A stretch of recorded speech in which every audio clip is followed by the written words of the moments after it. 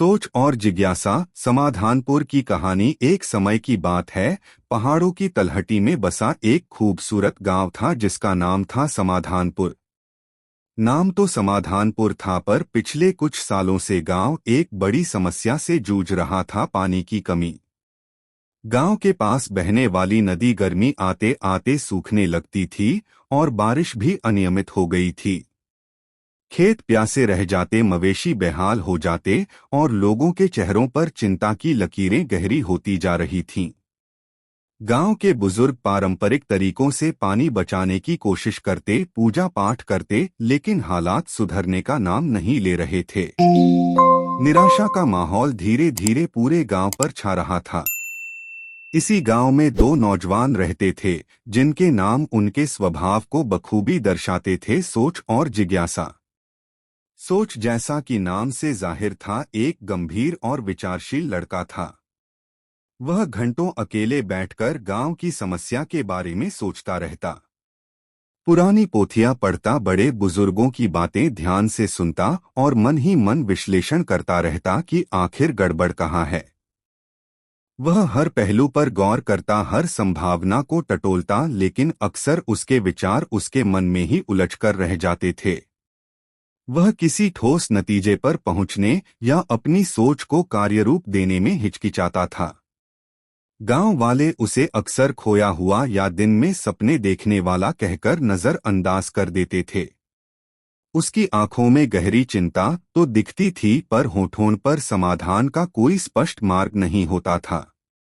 वह जानता था कि कुछ करना जरूरी है, पर क्या और कैसे के सवालों में फंसा रहता था। दूसरी तरफ थी जिज्ञासा। वह गांव की सबसे उत्साही और चंचल लड़की थी। उसके मन में हर चीज को जानने की अतृप्त इच्छा थी। वह नदी के सूखे किनारों पर घूमती, पहाड़ों की दरारों में झांकती, पुराने कुओं की गहराई नापती और हर किसी से सवाल पूछती रहती। नदी क्यों सूख जाती है? बारिश कम क्यों हो गई? क्या पहाड़ों में कहीं पानी छिपा हो सकता है? ये पौधे बिना पानी के कैसे जी रहे हैं? उसकी आंखें हमेशा नई चीजों की तलाश में चमकती रहती थीं। गांव वाले उसकी इस निरंतर पूछताछ और भागदौड़ को बचपना समझते थे। यह लड़की कभी टिककर नहीं बैठती, बस बेकार के सवालों में उलझी रहती है, वे अक्सर कहते। जिज्ञासा के पास सवालों का भंडार था, पर उनके जवाब या उन सवालों से निकलने वाले समाधान की दिशा नहीं थी। सोच और जिज्ञासा एक दूसरे को जानते थे, पर उनके रास्ते अलग अलग थे। सोच अपनी किताबों और विचारों में डूबा रहता, जबकि जिज्ञासा अपनी खोजों और सवालों में व्यस्त रहती। गांव की समस्या दोनों को कचोटती थी, पर वे इसे हल करने के लिए कभी साथ नहीं आए थे। एक साल सूखा और भी भयानक पड़ा।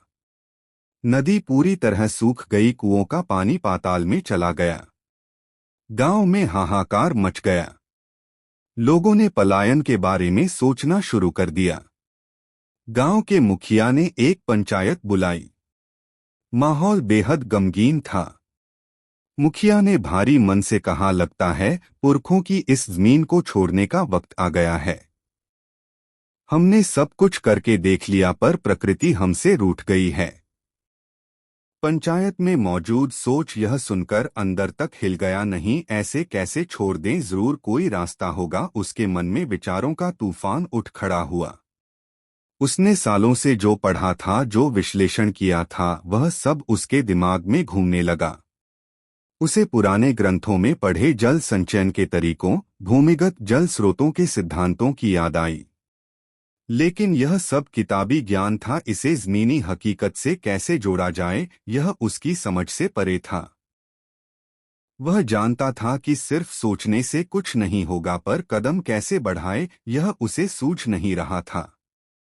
उसी समय पंचायत के एक कोने में खड़ी जिज्ञासा मुखिया की बातें सुनकर बेचैन हो उठी। पलायन क्यों? क्या हमने सच में सब कुछ देख लिया? उसका मन सवालों से भर गया। उसे याद आया कि कैसे उसने गांव से कुछ दूर पहाड़ों की एक अनदेखी दरार में हल्की सी नमी महसूस की थी। कैसे उसने कुछ खास तरह के पौधों को भीषण गर्मी में भी हरा भरा देखा था, जिनकी जड़ें शायद बहुत गहरी थीं। उसे याद आया कि कैसे एक बार तेज बारिश के बाद पानी पहाड़ों से बहकर सीधे नदी में जाने के बजाय एक खास दिशा में जमीन में समाता हुआ दिखा था। ये सब छोटी छोटी बातें थीं जिन्हें उसने अपनी जिज्ञासावश नोट किया था, पर इनका मतलब क्या था यह वह नहीं जानती थी। पंचायत खत्म होने के बाद जब सब लोग भारी मन से अपने घरों को लौट रहे थे, जिज्ञासा दौड़ती हुई सोच के पास पहुंची। वह हाँफ रही थी, उसकी आंखों में एक अजीब सी चमक थी। सोच, तुमने सुना मुखिया जी ने क्या कहा, हमें गांव छोड़ना पड़ेगा, जिज्ञासा ने कहा। उसकी आवाज में निराशा के साथ साथ एक अनकही उत्तेजना भी थी। सोच ने धीरे से सिर हिलाया। हाँ सुना, पर मैं नहीं मानता कि यही एकमात्र रास्ता है। मैं भी नहीं मानती, जिज्ञासा की आंखें और चमक उठीं। सोच, मुझे कुछ अजीब चीजें पता चली हैं।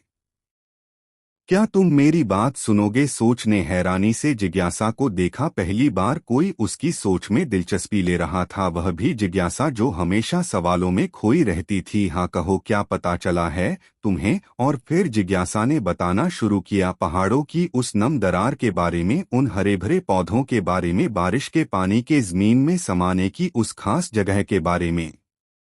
वह उत्साह से बोलती जा रही थी, एक के बाद एक अपनी खोजों का जिक्र कर रही थी।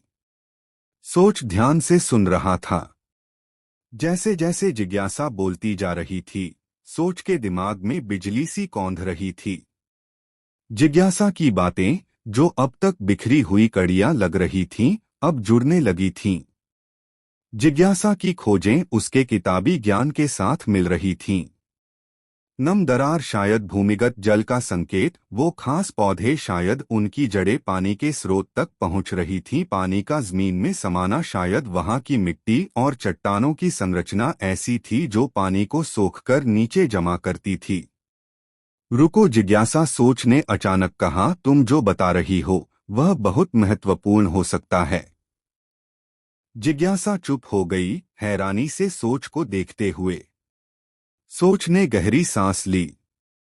पहली बार उसके विचारों को एक दिशा मिल रही थी। मैंने पुरानी किताबों में पढ़ा है कि कैसे प्राचीन काल में लोग पहाड़ों से रिसने वाले पानी को इकट्ठा करते थे, कैसे वे भूमिगत जल धाराओं का पता लगाते थे। तुम्हारी बताई हुई जगहें वे संकेत हो सकती हैं। उन पौधों का मतलब है कि वहां नीचे पानी मौजूद है, चाहे कम ही सही। और जहां पानी जमीन में समा रहा है, वहां हम शायद चेक डैम या सोख्ता गड्ढे बनाकर बारिश के पानी को जमीन के अंदर रोक सकते हैं, जिससे हमारे कुओं का जलस्तर बढ़ सके। जिज्ञासा की आंखें आश्चर्य और खुशी से फैल गईं। सच में मेरी इन बेकार की बातों का कोई मतलब है? बेकार नहीं, जिज्ञासा सोच ने मुस्कुराते हुए कहा। तुम्हारी जिज्ञासा ने वो देखा जो हम सब नजरअंदाज कर रहे थे। तुमने वो सवाल पूछे जो किसी ने नहीं पूछे।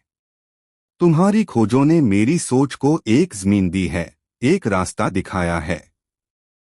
उस दिन पहली बार सोच और जिज्ञासा ने मिलकर काम करना शुरू किया। सोच अपने ज्ञान